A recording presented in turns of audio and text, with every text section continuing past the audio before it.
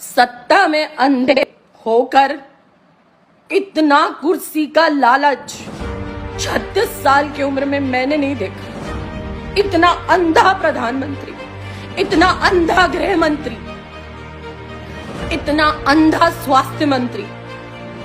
आप ऊपर से नीचे तक फेल हो चुके हैं। ये नकली भाई और बहन कहने वाले लोग, इनकी आदत है लाशों पर सियासत करना। मैं बार बार बोल रही हूं आपसे, इनकी आदत है लाशों पर सियासत करना। चाहे गोधरा ले लो, चाहे मुजफ्फरनगर के दंगे ले लो, चाहे हरियाणा का किसान जाट राइट्स ले लो, चाहे पुलवामा ले लो, चाहे कुछ भी ले लो।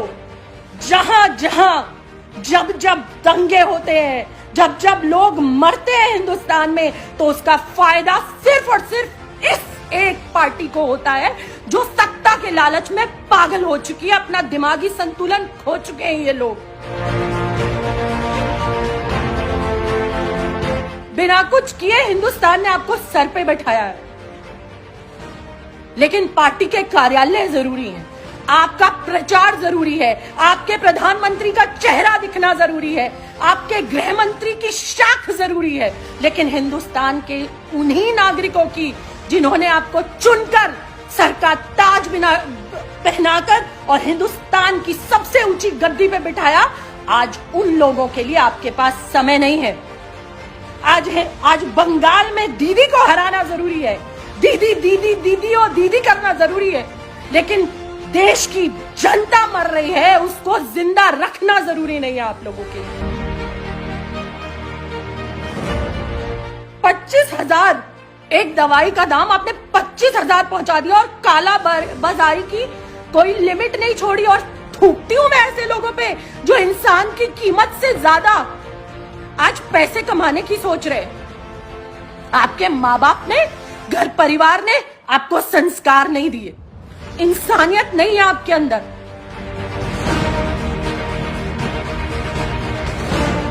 आपका एहसान भारत का नागरिक भूल नहीं पाएगा इस जीवन में। जिनके माँ बाप मर गए वो याद रखेगा इस कोरोना काल को, जो बेड के लिए भटक रहे, वो जो ऑक्सीजन के लिए भटक रहे।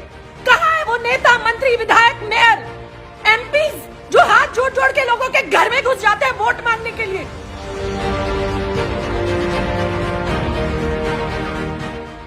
अरे डूब मरो, वसुदेव कुटुंबकम का नारा है। हिंदुस्तान सनातन धर्म की बेटी हूं मैं। सनातन धर्म में कहते हैं वसुदेव कुटुंबकम। अगर किसी के घर का बच्चा मर रहा है, माँ मर रही है, बाप मर रहा है, बच्चा मर रहा है, तो हम कैसे कुछ रह सकते हैं? 500 लोगों को करके आपने देश की जनता पे एहसान कर दिया।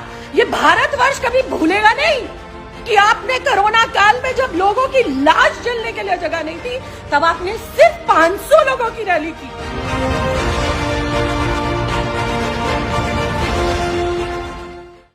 और मैं बुलेट ट्रेन की स्पीड से चलूंगी, क्योंकि बुलेट ट्रेन का सपना मोदी जी ने दिखाया था, लेकिन वो भी एक जुमला ही बन के रह गया है समय के आधार से।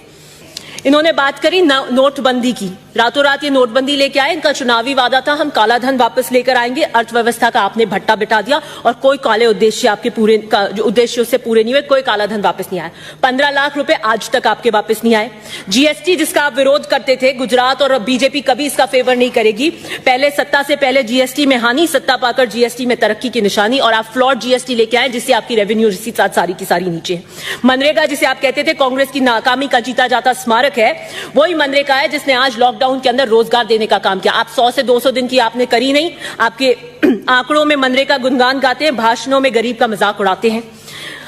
बहुत बात करते थे रुपया गिर रहा है, रुपया गिर रहा है। अब आपके टाइम में ऐतिहासिक तरीके से रुपया गिरा, लेकिन कोई बात नहीं। आप दलितों का दमन आजकल बहुत यहां पर चर्चा होती है इस हाउस के अंदर, दलितों के दमन के अंदर। Rohit Vemula was an institutionalized murder. Many must have died before him and after him, but Rohit Vemula, that SE student who wrote that letter, there is always going to be in history a pre-Rohit Vemula phase and a post-Rohit Vemula phase. This is what you're doing. IIT, IIM, in institutions के साथ आपने क्या किया? मैं अभी फिलहाल में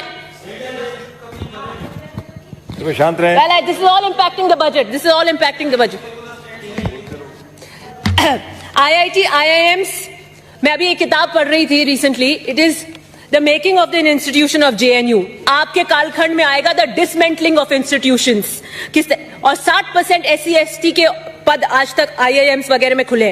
national education policy कब लाए थे आप, बताइए कब लाए थे? वो भी लॉकडाउन में लाए थे, जब सारे के सारे संस्थान आपके बंद थे।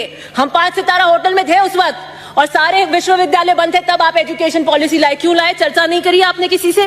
डीजल पेट्रोल के भाव कहां आसमान छू रहे, महंगाई की आप बात करते हैं। ईंधन महंगा, खाना महंगा, ट्रैवल महंगा, पढ़ाई महंगी, आवास बनाना महंगा, आम जीवन महंगा, रोजगार आपका बंद, महंगाई बुलंद। आत्मनिर्भर भारत पे आपने क्या किया? पैकेज दिया।